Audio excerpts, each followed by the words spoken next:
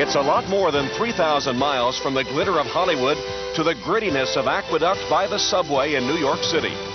But that's just the transition that the Breeders' Cup made in its second year. Along with the change in locale, it was a change from the warmth of California to a blustery, overcast fall day in New York. But even so, the stars came out. Two-year-old Colts got the day started at Aqueduct. It seemed that Stormcat had the race won in the stretch, but a surprise was awaiting him in the final yard. And it's Stormcat. Stormcat leads by 3/4 of a length. Scat Dancer surging on the outside. Regal Dreamer is racing in third. Mogambo and Tasso full of run on the outside. They're inside the final furlong. And it is Stormcat who leads by 2.5 lengths. Tasso is full of run. They're running out of ground. Stormcat, Tasso, here's the wire, and it is too close to call. It's a photo finish. It can go either way. It was Tasso, trained by Neil Drysdale, who got up in the final stride to steal the Juvenile from Stormcat, with Scat Dancer finishing third. Tasso would go on to be voted two-year-old champion colt. The mark of Dwayne Lucas as the dominant trainer in Breeders' Cup history began in the 1985 Juvenile Fillies. Lucas sent out a 3-horse entry at odds of 3 to 5, and they lived up to advanced billing. And they're at the top of the stretch. And it is Twilight Bridge. She's put to the whip and holds on to the lead now by 1.5 lengths. Here's her entry mate, Family Style, on the outside to join her. They have left Silent Account behind in third. Still a Kiss is putting in a late run. They're coming to the final 16th, and it's going to be Twilight Bridge. And Family Style is second. They left the others far behind. Here's the wire. Twilight Bridge has won it. The Lucas entry running 1-2. A field of 14 went to the post for the sprint. A dangerous horse in the race was Precisionist, who normally ran at longer distances. In his first start in more than 4 months, he shortened up to 6 furlongs. They're off. Smile is away quickly for the lead. Charging Falls is there. There goes Mount Livermore. Mount Livermore sprints clear quickly now by a length. Charging Falls is trying to stay with him. Precisionist toward the inside. Smile is sent after the lead from the outside from fourth. Ziggy's Boy came away racing in fifth. 56 in a row is sixth. Al Salah is seventh on the inside. On the outside there goes Al Salah now beginning to move up. Committed is now moving through toward the inside from 10th position. On the outside, Villicaya now racing in 11th. Pancho Villa is balked at this point, fighting fit. He's putting in his run on the inside now. Then Vicarm is next. Entremy is far back in the field, along with Key to the Moon, and now the field comes to the top of the stretch. Mount Livermore on the inside. Smile is right on his neck. Here comes Precisionist, and he's charging down the middle of the racetrack.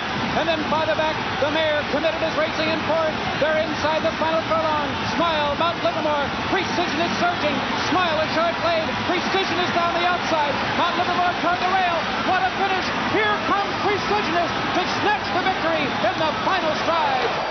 Precisionist, who would make 4 career starts in the Breeders' Cup, was on the mark.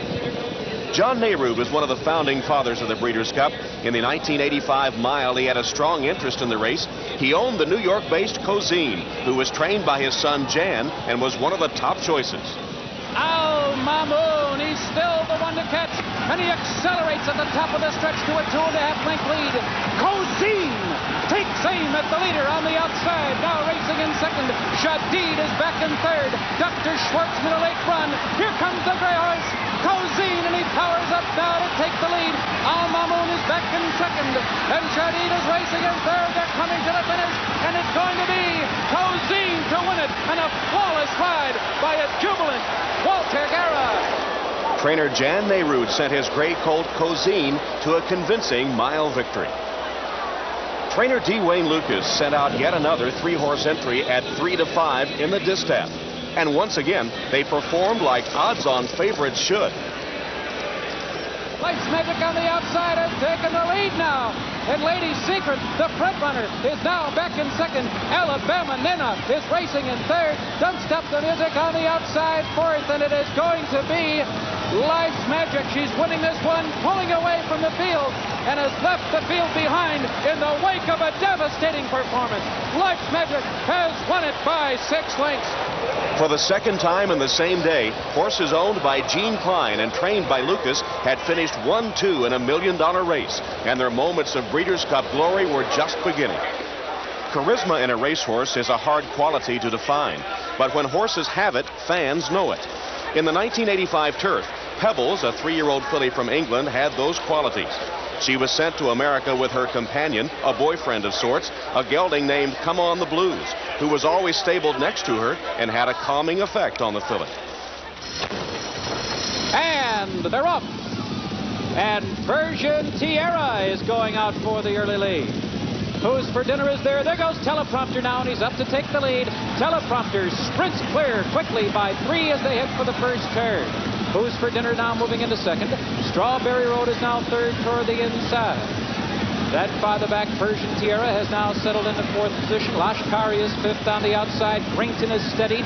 Danger's Hour is 7th in between horses. Theatrical is 8th on the outside. Bob Back is now racing in 9th position.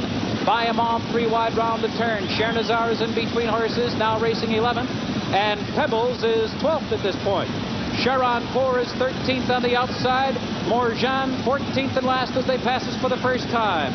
Tony Ives has Teleprompter out where he wants to be. He's trying to throttle that speed. The lead is 4.5 lengths as they pass us for the first time. Who's for Dinner is rated off the lead in second.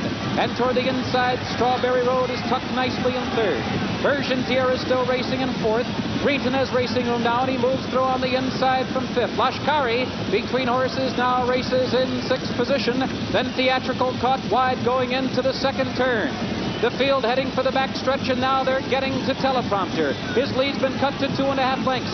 Who's for Dinner now has asked for more run, and he moves strongly, now racing in second.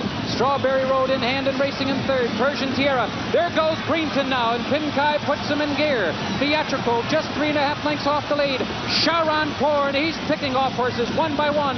Danger's Hour is there. Lashkari just 4 lengths off the lead. And Pebbles, she'll need racing room. She's in tight toward the rail, just 3 lengths off the lead. As the field moves into the final turn, it's still Teleprompter. Who's for Dinner and Greenton. They're both chasing him now. Persian Tierra right there on the outside. Strawberry Road. Danger's Hour between horses, looming boldly in 6th position. Pebbles still needs racing room. She's just 3 lengths off the lead. Then it's Theatrical and Lashkari as the field turns for home. Greenton charging after Teleprompter. Pebbles with racing room now, and a daring move by Pat Enery, and Pebbles has taken the lead. At Pebbles now in front. Strawberry Road coming after it from the outside. Strawberry Road and Pebbles, they're doing to the finish. Pebbles is game and determined. Strawberry Road driving hard. They're running out of ground. England Super Filly. Pebbles has won it. It was a remarkable victory, overcoming trouble in several spots in the race to finish on top under Pat Enery. Pebbles, the darling of English racing fans, had captured the hearts of America as well. 84's Juvenile winner, Chief's Crown, number 5 in pink and green, was bidding for Horse of the Year in the Classic. But he had to contend with Gate Dancer and a late developing 3-year-old. It's Track Baron with a short lead. Imperial Choice is gaining ground on the outside. Van Landingham. Chief's Crown is surging. Chief's Crown now emerges from in between horses. Imperial Choice is right there. Gate Dancer is closing boldly on the outside. Proud Truth, he was last down the backstretch. He's taking it to the leader. It's Gate Dancer in front with less than a furlong to run. Proud Truth is right at his neck. Proud Truth on the outside. Gate Dancer is game. Proud Truth ahead. Gate Dancer goes to a driving finish. Proud Truth has won it. John Veach, who was denied victory when he trained Alidar to 3 consecutive second-place finishes in the Triple Crown, had brought victory to John Galbraith's Derby Dan Farm in a $3 million race. But for Jack Van Berg and Gate Dancer, it was their second narrow loss in the Breeders' Cup Classic.